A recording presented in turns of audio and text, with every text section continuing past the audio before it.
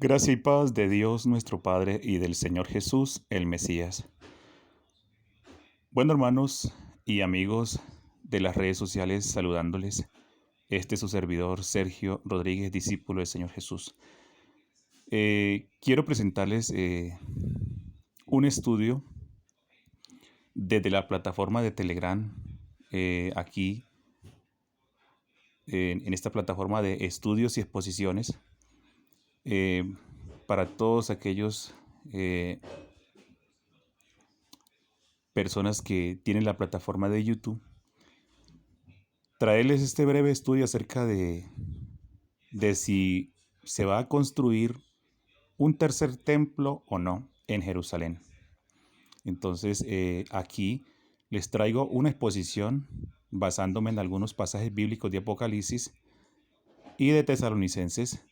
Entonces, espero que ustedes puedan oír este estudio y les sea de gran bendición para cada uno de ustedes, y ustedes, pues, a través de lo que van a oír, saquen sus conclusiones.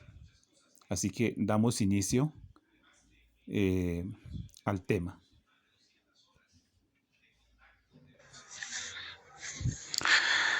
Bueno, estimados hermanos, voy a dar inicio a una mini exposición sobre si va a haber un tercer templo o no. Sí, la Biblia no nos menciona de un tercer templo, pero esto lo podemos tomar como desde una perspectiva implícita. ¿Sí? Ahora bien, pero tengo un texto bíblico que corrobora con esta parte, que pues yo sí creo que se va a construir un tercer templo en Jerusalén, ¿sí? El cual el falso Mesías, pues, él va a incursionar allí y obviamente lo va a profanar, ¿sí? Y esto lo digo desde el contexto judío, ¿sí? Desde el contexto judío, más no de la iglesia, repito. Ahora bien, quizás muchos, pues, discrepen en cuanto a este punto, pero yo voy a hacer lo más posible claro en este punto y explícito, para que no me vayan a malinterpretar y todo esto, sino que se aclare este punto, ¿sí? Pero yo sí creo que sí se va a levantar un tercer templo. ¿Mm? Y ya pues les diré las razones por qué.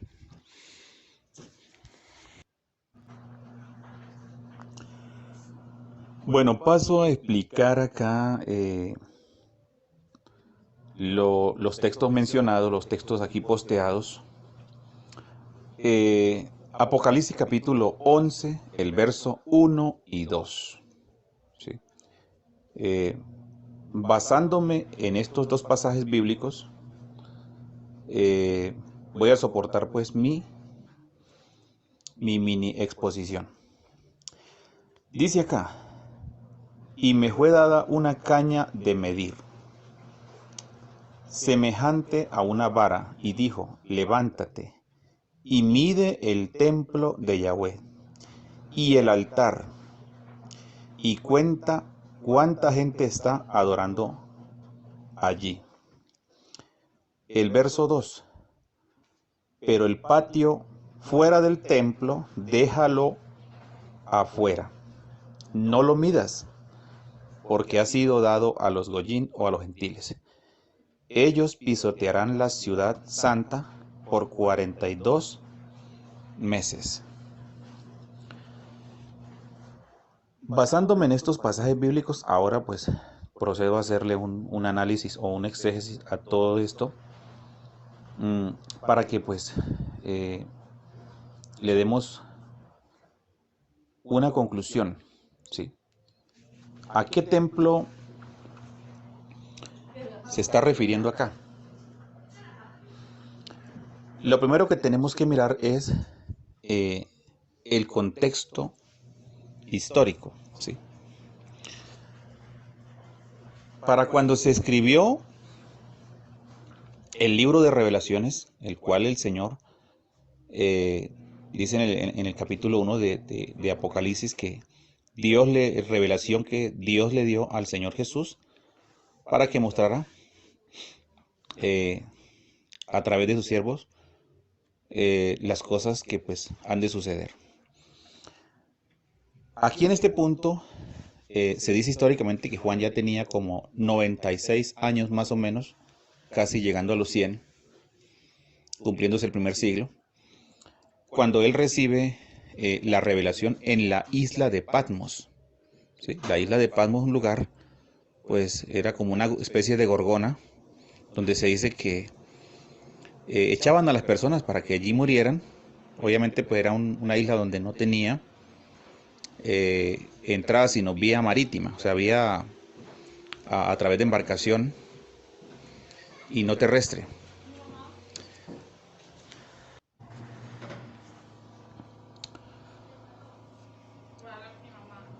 Allí el apóstol Juan dice que fue llevado en el Espíritu y el Señor pues le mostró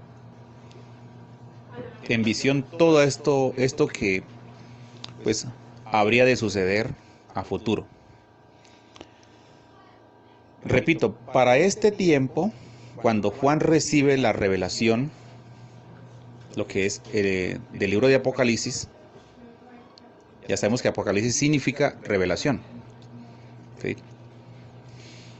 El templo, si alguien, digamos, pretende justificarlo por la parte del templo del Antiguo Testamento o el templo que construyó Herodes, el tetrarca, es imposible, ¿sí? Es imposible contextualizarlo con ese templo porque ese templo precisamente el cual el Señor Jesús dijo o el cual profetizó el Señor de que no quedaría piedra sobre piedra, que no fuera destruido o derribado. Esa profecía tuvo cumplimiento en el año 70. ¿Sí? En el año 70 ese templo fue destruido. Entonces, para este tiempo, cuando Juan recibe la revelación, ese templo ya no existía. Eso por ese lado, ¿no? Ahora, si alguien alude y dice, bueno, es el templo, se refiere al templo celestial, porque la Biblia menciona, en Apocalipsis, habla, en varias partes menciona acerca del templo que hay, o el santuario celestial, y el arca del pacto, ¿sí? Arriba en el cielo. Imposible, ¿sí? Imposible adjudicarle o tratar de contextualizarlo de esa otra manera. ¿Por qué razón es imposible? Porque el apóstol está hablando de que este templo, veamos lo que dice. Dice, y me fue dada una caña de medir, semejante a una vara, y dijo, levántate y mide el templo de Yahweh. Entonces alguien pudiera interpretarlo, bueno, de la forma del templo celestial, pero no se trata del templo celestial. Dice, y el altar, y cuenta cuánta gente están adorando allí. Si alguien lo toma desde ese ángulo, pues tendríamos que entender entonces que los redimidos pues ya están en el cielo, cosa que pues eso no está pasando en ese momento que Juan empieza a recibir esta revelación. ¿Sí? Sigamos con el análisis. Entonces, se descarta que sea el templo que construyó Herodes, porque para ese tiempo, repito, de la revelación de Juan, ya el templo de Jerusalén no existía. O sea, los judíos ya habían sido masacrados y se les había pues privado ya del culto israelita. ¿Sí? Pongamos que del año 70 al 96 hay aproximadamente pues 16 años prácticamente después, o sea, casi cerca de los 20 años. Entonces eso es imposible, ¿sí? Hablar de que era ese templo, por ese lado. Y si hablamos del templo, que digamos el templo celestial, pues tampoco tiene sentido, ¿sí? ¿Por qué razón? Porque aquí encontramos a lo que alude, y es un templo en el sentido terrenal literal acá. Solo que ahí, en lo que alguien puede discrepar es que diga, porque dice que el templo de Yahweh. Y repito, en el concepto o en el contexto judío, ellos al levantar este templo, y les aclaro algo, ¿no? Tengan mucho cuidado a la hora pues, de analizar este punto. En el contexto o en el concepto judío, más exactamente, ese templo, cuando ellos lo levanten, pues ellos han considerado siempre ese templo una insignia y lo han tenido como algo sagrado. Y también ellos le llaman la casa de Dios, en base a lo que el mismo Dios pues le dijo a Salomón. ¿Sí? Para ellos es la casa de Dios, para ellos es una insignia, es algo sagrado, que tiene gran valor para los judíos. ¿Por qué razón los judíos creen esto? Porque los judíos, nosotros debemos entender que los judíos, existen tres ramas de judíos, que son los judíos mesiánicos, los judíos ortodoxos y los judíos ultra ortodoxos, ¿sí? Los judíos mesiánicos tratan de creer en el Mesías. Digo esto ¿por qué? Porque realmente pues aún tampoco le creen bien. Pero los judíos ortodoxos, ellos definitivamente no creen que el Mesías vino. ¿Sí? Para ellos el Mesías prometido del Antiguo Testamento aún no se ha manifestado, ¿sí? Porque para ellos Jesús fue simplemente un profeta o un personaje que pues vino por ahí diciendo cosas, ¿sí? Para algunos no tiene aceptación Jesús en ningún aspecto. Y para otros pues simplemente dicen que un hombre que Dios usó, un profeta más. Y para los judíos ultra ortodoxos pues eso sí que menos. Entonces ellos están esperando al Mesías que viene por primera vez, ¿sí? Cuando ya él vino, nosotros sabemos que ya vino y vendrá por segunda vez. Entonces para ellos pues es algo placentero, ¿sí? Construir el templo y recibir a su rey, porque ellos esperan un rey, que precisamente ahí es donde va a venir el falso Mesías. Él no va a venir como vino Jesús, que nació en un pesebre, humildemente. No, no, no, él va a venir con toda la pompa, ¿sí? Él va a ser recibido con honores y ellos lo van a recibir. De hecho, que la Biblia, por eso dice en Apocalipsis 6, en uno de los sellos dice que venía montado, ¿sí? Se describe que viene montado en un caballo blanco con un arco y que dice que le fue dado una corona y salió venciendo para vencer. Entonces él va a llegar con toda la opulencia, ¿sí? Como el rey que ellos, entre comillas, esperan, pero resulta que no va a ser Jesús, sino es el impostor, ¿sí? Y ellos lo van a recibir con los brazos abiertos, cumpliéndose la profecía también del Señor Jesús que dijo allí en Juan capítulo 5, 43. Dice, yo he venido en nombre de mi Padre, y no me ha recibido. Si otro viene en su propio nombre, a ese recibirán. Precisamente, él, como viene con su propio nombre, ¿sí? Porque él tendrá un nombre, se presentará y lo van a recibir a dos manos. Entonces, precisamente, ¿sí? Él va a entrar a ese templo, ¿sí? Entonces yo sí creo que va a haber un tercer templo. Y sigamos aquí con el análisis.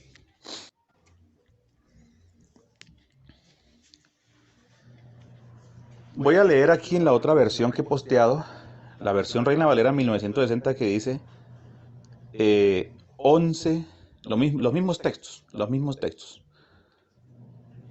Dice acá, levántate y mide el templo, dice acá, de Dios y el altar y a los que adoran en él. ¿Cierto? Hasta ahí quizá alguien puede decir, no, pero esto tiene que ser otra cosa. ¿Sí? No puede ser eso. Alguien puede, aquí en este punto. Pero luego aquí más abajo, ahí se aclara todo.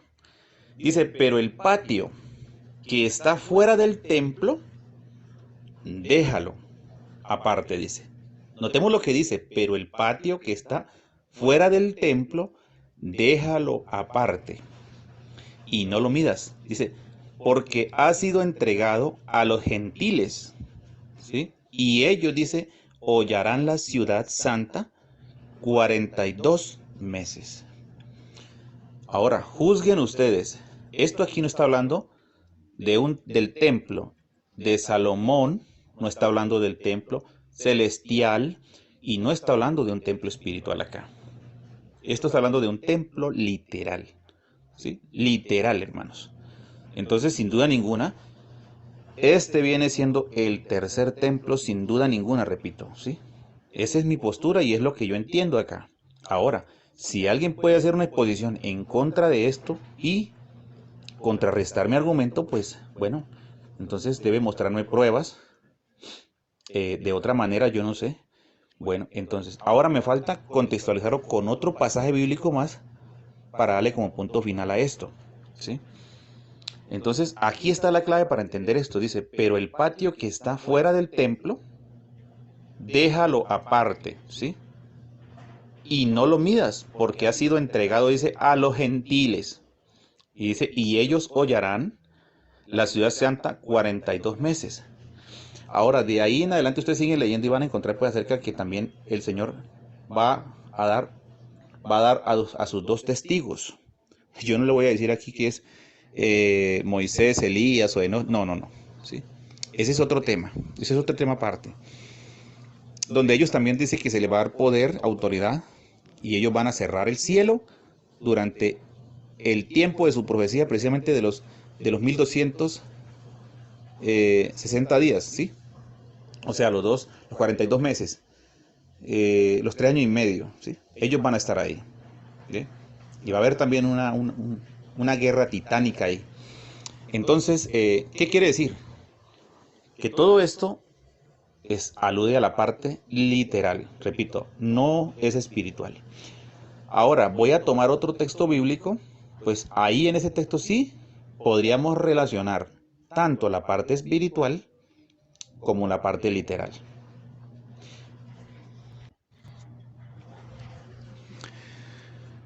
Bueno, mis amados hermanos, aquí continúo. Bueno, yo le hice la pregunta a un hermano, ¿sí? No voy a dar el nombre en este grupo, ¿sí? Le pregunté algo, le dije, hermano, los textos de Segunda de Tesalonicenses capítulo 2, donde menciona acerca del hombre de pecado, estos textos los está hablando literalmente, se está refiriendo literalmente a este personaje de la bestia, a lo cual él me respondió, sí, claro que sí, hermano, eso es algo literal. Bien, entonces, en base a esa afirmación, entonces aquí voy a explicar esto, ¿sí? Veamos lo que dice acá, Segunda de Tesalonicenses 2, 3 y 4. Dice, nadie os engañe en ninguna manera. Notemos lo que dice el apóstol Pablo acá. Le dice a la iglesia de Tesalónica en su segunda carta. Nadie os engañe en ninguna manera porque no vendrá sin que antes venga, dice, la apostasía. Sabemos cuando dice que no vendrá se refiere al Señor, ¿sí? No vendrá Él por su iglesia, no se manifestará Él, sin que primero venga ¿qué? La apostasía, que es uno de los puntos o uno de los puntos relevantes y previos a la venida de nuestro Señor Jesús. Ahora, la apostasía, ¿sí? Y posteriormente dice, y se manifieste el hombre de pecado, el hijo de perdición. Sin duda ninguna aquí alude a este personaje de la bestia, ¿sí? En otras palabras, lo voy a simplificar. El hijo de Satanás, literalmente manifestado, ¿sí? Él se va a hacer visible, tangible, entonces, ante los ojos del mundo. Por eso dice, y se manifestará, ¿sí? Así como también dice en Timoteo 3:16 que Dios o Él fue manifestado en carne. ¿Qué quiere decir? Que se hizo visible. Cristo se hizo visible, ¿sí? Se hizo tangible a las personas que estaban en ese entonces. Al igual, este personaje también dice que se manifestará, y la manifestación se refiere a darse a conocer, mostrarse. La gente lo va a poder ver y tocar. Dice, y se manifestará el hombre de pecado, el hijo de perdición.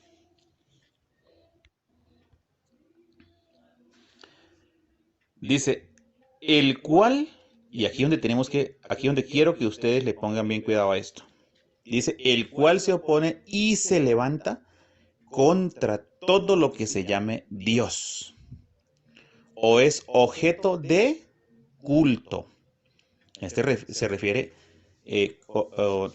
objeto de culto o adoración. Ahora viene el punto acá.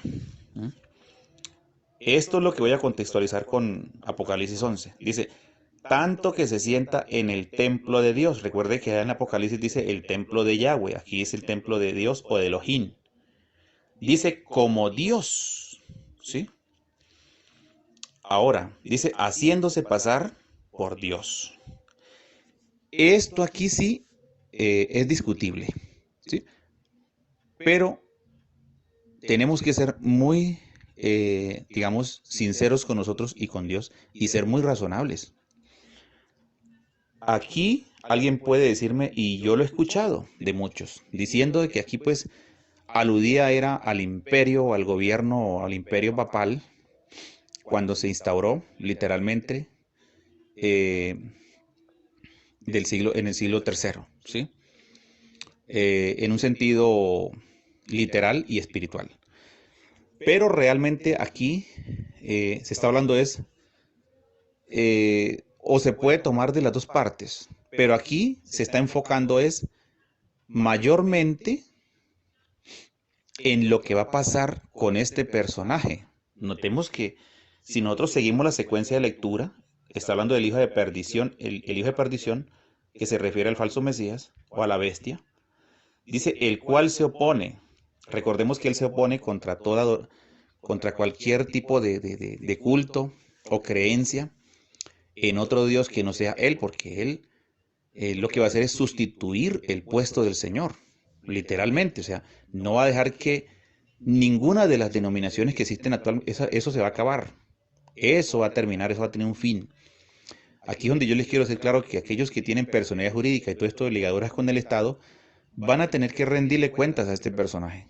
¿Por qué? Porque él va a prohibir, ¿sí? Cuando dice que se levantará contra todo lo que se llama Dios.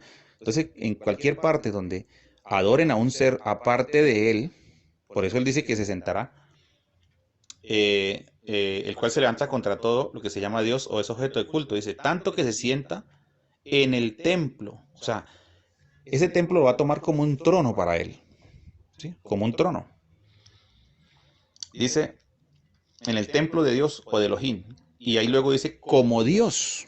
¿Sí? O sea, él va a usurpar literalmente el puesto de Dios aquí en la tierra. O sea, obviamente, estamos hablando en el sentido, en el contexto literal, no espiritual, porque ya espiritual, la iglesia ya está definida con Cristo. Pero en este caso se refiere es que él va a tomar ese lugar, ¿sí? De los judíos. Y allí es donde lo va a profanar. O sea, donde va a haber una segunda profanación. Eso es lo que yo puedo entender. El emperador Tito, el hijo del emperador Tito, lo hizo cuando destruyó el templo en el año 70. Se dice históricamente que allí sacrificó un cerdo, ¿sí? Y luego destruyó todo. O sea, esto fue una abominación. Precisamente el Señor Jesús habló también de la abominación desoladora, del que habló el profeta Daniel. Pero esto tiene un doble cumplimiento, hermanos. Quizás alguien no comparta eso conmigo, pero para mí sí. Y les voy a dejar aquí como recado este punto. Ojalá graben esto y las palabras que voy a decir. Si nosotros estamos vivos, si yo no estoy vivo para ese entonces, por favor revisen los audios, revisen todo esto si alguien lo graba y se acordarán de lo que yo dije, ¿sí? Ahora, si estamos vivos, y yo estoy vivo y el hermano Alfredo y todos acá, todos los del grupo, entonces ustedes le van a hallar razón, no a mí, sino a la palabra, ¿sí? Porque de esto yo tengo mucha seguridad en esto, ¿sí? Yo creo que esta postura no la voy a cambiar, ¿sí? No creo que la cambie porque a no ser que me presenten otra interpretación que realmente yo la pueda aceptar, entonces sí puedo cambiar, pero yo creo que esto pues ya lo tengo definido en ese aspecto. Recuerden lo que les he dicho, hermanos. Entonces recuerden eso para que lo tengan presente. Cuando llegue este momento, pues ustedes van a decir, bueno, el hermano tal mencionó esto y se cumplió, ¿sí? O sea, yo no estoy aquí hablando, dándole una profecía como tal, no, sino lo estoy tomando desde la perspectiva de lo que les estoy exponiendo a usted sobre este tema. Ahora vean lo siguiente. Entonces, voy a explicar algo más, ¿sí? Ya como un extra. Le dije que esto se puede tomar, que se puede darle una doble connotación. Eso fue lo que daba a entender. Claro, precisamente recordemos que ya el ministerio de la iniquidad ya venía operando secretamente, porque eso lo dice ahí más adelante en los pasajes, que ya está en acción, ¿sí? Ese espíritu del anticristo lamentablemente se apoderó de la iglesia, digámoslo de esta manera, porque hubo una infiltración a través del emperador Constantino, terriblemente, en el año después del año 313, donde empezó el emperador a unir o a dirimir las diferencias en base a la persecución contra los cristianos, y él empezó a resolver esta situación a través de unir todo, ¿sí? De darle como un punto final a esta persecución, y eso lo pueden leer usted en la historia. Entonces, ¿qué hizo allí? Pues unió el cristianismo con el paganismo, ¿ve? Y de ahí pues se acaba el tiempo de los emperadores y empieza lo que es lo que es la era papal, ¿sí? De los papas, del clero. Y precisamente cuando entran ellos, ya pues Constantino había logrado su acometido de instaurar pues sus tradiciones y costumbres paganas al cristianismo, ¿sí? Donde se le impuso, se le enseñó pues a adorar imágenes, todo eso de lo que es la Navidad, todo lo que es templos, todo esto todo lo que es el legalismo, todo lo que es la parte de, digamos, religiosa pagana, de adorar imágenes y dioses, pues todo eso fue incluido. Entonces todo esto se volvió un sincretismo. ¿Sí? Para que ustedes pues corroboren con lo que les estoy diciendo, léanse la historia de Constantino, escúchenla en audio, porque eso está en escrita y también pues en comentarios de los historiadores. Y ya pues llegando los papas, entonces ya ahí el imperio papal, ya pues ellos empiezan a usurpar, ¿sí? El Satanás a través o por medio de este espíritu de iniquidad, pues ellos empiezan a usurpar, ellos empiezan a sustituir a Cristo, ¿sí? Porque ellos se hacen pasar por los vicarios de Cristo. Vicario Filii Deis, que quiere decir representante o máximo, ¿sí? El sumo pontífice, pues ellos supuestamente eran los máximos representantes de Cristo aquí en la tierra, donde ellos también optaron por perdonar pecados, por supuestamente sacar a través de misas o responsos a los muertos del purgatorio y todo eso. Toda esa cantidad de ideologías paganas la introdujeron dentro de la iglesia. Entonces el cristianismo ya no era un cristianismo puro, sino que era totalmente un secretismo, ¿sí? Lo santo con lo pagano. Esa es la razón por la cual, pues, o de esa forma, el anticristo se sentó espiritualmente en el templo, o sea, en la iglesia, ¿sí? Se sentó ahí. En ese aspecto tenemos que entenderlo, hermanos, ¿sí? Por eso les hago la claridad. Pero ahora lo va a hacer en el sentido literal en el templo de Jerusalén, en el tercer templo, ¿sí? Desde ahí. Entonces, ya lo va a hacer en un sentido literal, ¿sí? Va a profanar este templo de los judíos y obviamente pues ellos ahí, como le digo, lo van a recibir, va a ser bienvenido, va a tener aceptación. Y bueno, después pues ya sabemos que se desatará todo este caos, toda esta persecución, toda esta muerte y todo eso. Pues todo eso es inevitable porque tiene que cumplir la palabra de Dios. Entonces, mis hermanos, ahí les dejo ya la exposición. Espero que esto les sea de bendición. Y bueno, hermano, entonces después ya queda pendiente otro tema que les voy a traer a ustedes, es ¿quién detiene la manifestación de este inicuo? Sí, ese ya es otro tema. Bueno, gracias, Paz. Y aquí Bueno, amados hermanos, ahora vamos a escuchar eh, los comentarios por parte del hermano Alfredo Pinto en base a la exposición que he hecho sobre si se va a construir el tercer templo en Jerusalén. Entonces vamos a oír los comentarios pues, o los aportes en base a este tema, que creo que él también pues va a dar unos puntos que son también muy importantes. Cuando llegue este momento, pues...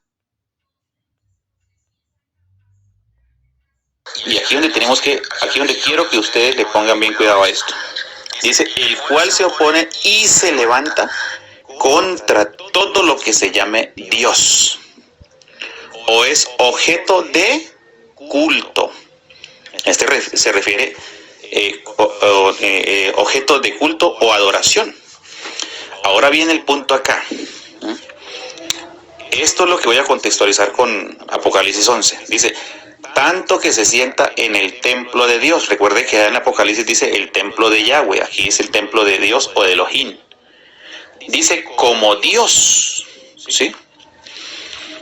Ahora, dice haciéndose pasar por Dios. Esto aquí sí es discutible. ¿Sí? Bueno, saludos para todo el grupo, estudios y exposiciones bíblicas.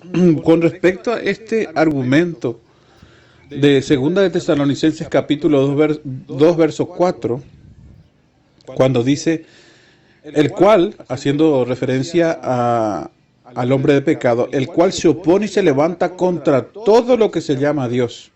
O sea, contra toda religión, contra todo lo que exista de religiones. Dice, contra todo lo que se llama Dios o es objeto de culto, ¿verdad? Ídolos. Tanto que se sienta en el templo de Dios como Dios, haciéndose pasar por Dios.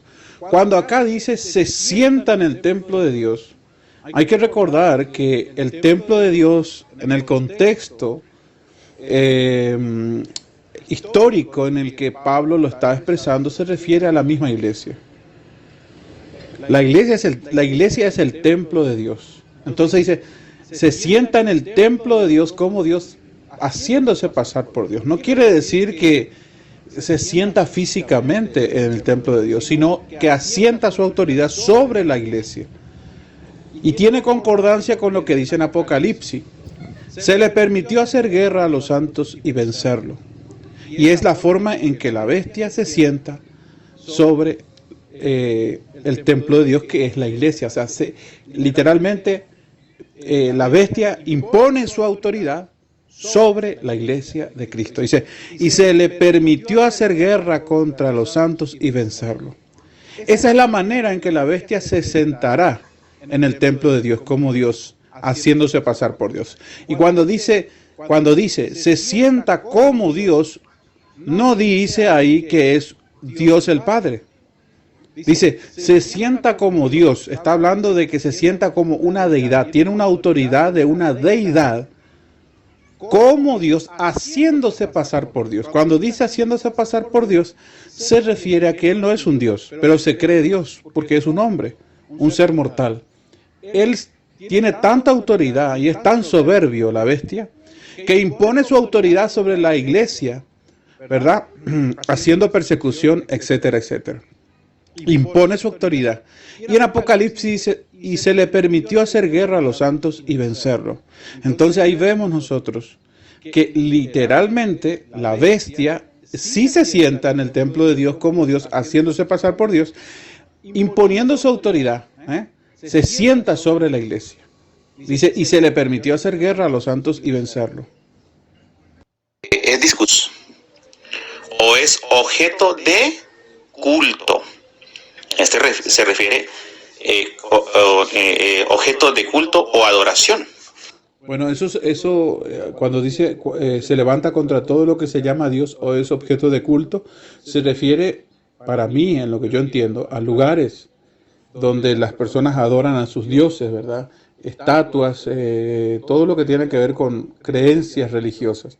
Se levanta contra todas las religiones, ¿verdad? Y hasta se sienta en el templo de Dios. O sea que tiene la osadía de no solo levantarse contra toda religión, sino también contra los hijos de Dios. Dice, y se le permitió hacer guerra a los santos y vencerlos. Y claramente dice que se sienta en el templo de Dios como Dios, haciéndose pasar por Dios. Ya expliqué cómo sucede esto.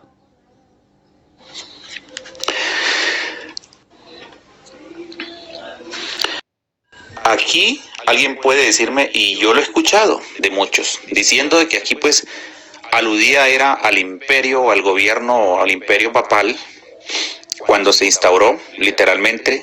No, esa idea loca de Tito, de que el hombre de pecado ya se manifestó, es una locura. Esas son locuras de Tito y demás. Eso es una locura, pero como es locura no hay que hacerle caso. El hombre de pecado se manifestará, no se manifestó. Por eso dice, ya está en acción el misterio de la iniquidad, solo que hay quien al presente lo detiene, a fin de que a su debido tiempo se manifieste. Entonces, para que haya manifestado en el tiempo en que Tito Martínez dice que se manifestó el hombre de pecado, antes de eso tendría que suceder la apostasía. Y entonces, fíjense, si ya sucedió la manifestación del hombre de pecado, quiere decir que antes de la manifestación del hombre de pecado ya ocurrió la apostasía. Entonces nosotros no estamos esperando que se cumpla el versículo 3 del capítulo 2 de Segunda de Tesalonicenses. Ya no estamos esperando que se cumpla, si es que creemos en lo que dice Tito. Porque si Tito dice que el hombre de pecado ya se manifestó en el tercero o cuarto siglo de la era de la iglesia, entonces hay un problema grande. Ya sucedió la apostasía y ya el hombre de pecado se manifestó. Y ya fue quitado del medio lo que detenía. Ok, pero entonces, ¿qué resta después de eso? El arrebatamiento. Entonces, si ya sucedió eso, el arrebatamiento puede suceder hoy o mañana. ¿Por qué? Porque después de la manifestación del hombre de pecado, tiene que suceder el arrebatamiento. Entonces, tanto Tito y los demás que creen eso, ya están fritos, porque si alguien dice que el arrebatamiento puede suceder hoy, ellos no pueden refutar eso. ¿Por qué? Porque ellos dicen que el versículo 3 del capítulo 2 de Segunda de Tesalonicenses ya se cumplió, tanto la apostasía como el hombre de pecado. Y si esas dos cosas se cumplían, luego de esas dos cosas cumplidas viene la reunión de la iglesia con Cristo. Luego de esas dos cosas cumplidas viene el arrebatamiento de la iglesia. Por eso dice Segunda de Tesalonicenses capítulo 2 verso 1 al 4, dice: con respecto a la venida del Señor Jesucristo y nuestra reunión con Él. Con respecto a la venida y nuestra reunión con Él. En la venida nos reunimos. Con respecto a ese tema, dice Pablo, voy a hablarles.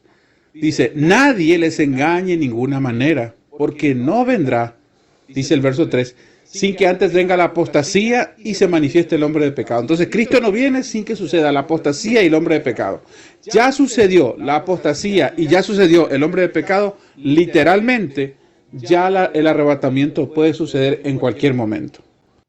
Entonces, si vos le preguntás a Tito o a los demás que creen esa tontería de que el hombre de pecado ya se manifestó y que es el primer papa y que eso corresponde a una dinastía papal, que para mí es una ridiculez, una interpretación ridícula, ya el hombre de pecado se manifestó. Entonces, desde que se manifestó, desde su manifestación en el tercero o cuarto siglo, quedaban solamente 42 meses desde su manifestación hasta 42 meses. Luego de eso tendría que haber venido Cristo y no vino. Entonces, si vos le preguntás a Tito Martínez y demás, y también si los demás como Alexander, José Junior y demás creen eso, y si ellos están de acuerdo con Tito en ese punto, están fritos. ¿Por qué? Porque entonces, si vos le preguntás a ellos si el arrebatamiento puede suceder en cualquier momento, ellos están obligados a decir que sí. Porque el versículo 3 del capítulo 2 de Segunda de Tesalonicenses ya se cumplió, según la idea y la locura que ellos tienen de decir que el hombre de pecado ya se manifestó por una interpretación que le robaron a otros, porque ellos no nos salió de ellos la interpretación, ¿verdad? Esa interpretación es antigua. Y muchos dicen que el hombre de pecado se manifestó y señalan que es el trono papal, dicen, ¿verdad? Entonces, si para ellos, para Tito Martínez y demás, el hombre de pecado ya se manifestó, lo que queda después de la manifestación del hombre de pecado, según el apóstol Pablo, dice, nadie os engañe en ninguna manera, porque no vendrá sin que antes venga, uno, la apostasía, dos, la manifestación del hombre de pecado. Si el hombre de pecado ya se manifestó, queda el arrebatamiento. Entonces, si le preguntas a ellos, el arrebatamiento puede suceder hoy, puede suceder mañana, ellos te tendrían que responder que sí. Porque ya dijeron que el hombre de pecado se manifestó. Y desde que se manifestó el hombre de pecado, tendría que solamente pasar 42 meses. Pero han pasado ¿cuántos siglos? ¿Cuánto tiempo? Entonces no es cierto, eso es una mentira. Es una interpretación errónea. Pero cada uno con su locura. Yo no voy a decir eso. Me parece una ridiculez decir eso. ¿Verdad? Porque literal, el arrebatamiento no puede suceder en cualquier momento. Hay señales, cosas que tienen que suceder antes que el arrebatamiento suceda. Y principalmente es que ese hombre de pecado sea público, de público conocimiento y que sea un gobernante mundial. Porque la bestia va a gobernar a todo el mundo. No va a haber lugar donde la bestia no gobierna, porque Satanás le va a entregar todo su poder y toda su autoridad. Por lo tanto, el gobierno de la bestia será mundial.